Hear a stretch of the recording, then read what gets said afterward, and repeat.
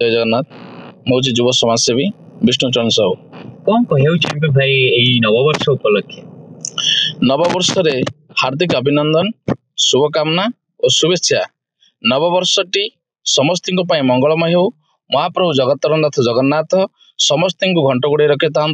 4 कोटी ओडियांकर जनमानसर प्रतीक श्री प्रभु जगतरनाथ जगन्नाथ कृपारू ओडिशा और भारत समृद्ध विकास हो।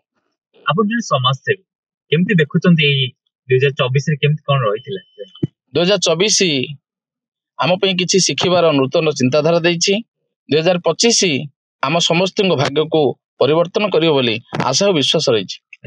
आपनकर जे प्रिय विधायक चंदन सर विषय कौन कहे आमर विधायक माटीर पुओ जे माटी पे जे सेवा करे से हूँ चंदन भाई।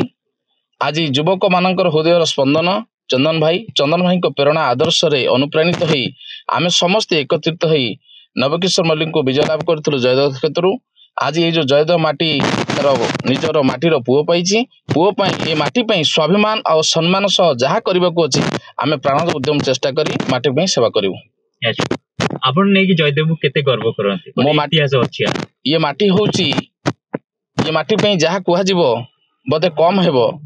खोर्धा माटीर पाइक गड़र जयदेव निर्वाचन मंडली प्रत्येक अनकोण आप विकास करेंगे ये हूँ माटी आम एक उन्नति और विकास माटी। ये कृषि क्षेत्र प्राधान्य जाए धान मुग बिरी कोलथ बैगन कोबी अनेक फसल जो फूल पुष्पधरा भरी पड़ी रही। ये माटी ये हूँ कलार क्षेत्र माटी ये हूँ संवर्धन विकास माटी ये हूँ जयदेव माटी।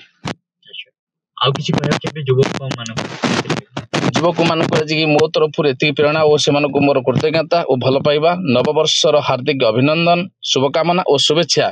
नववर्षटी से मंगलमय हो एवं तांकर परिवार मंगल कार्य महाप्रभु जगन्नाथ परिवार घंटगोड़ी रखि था।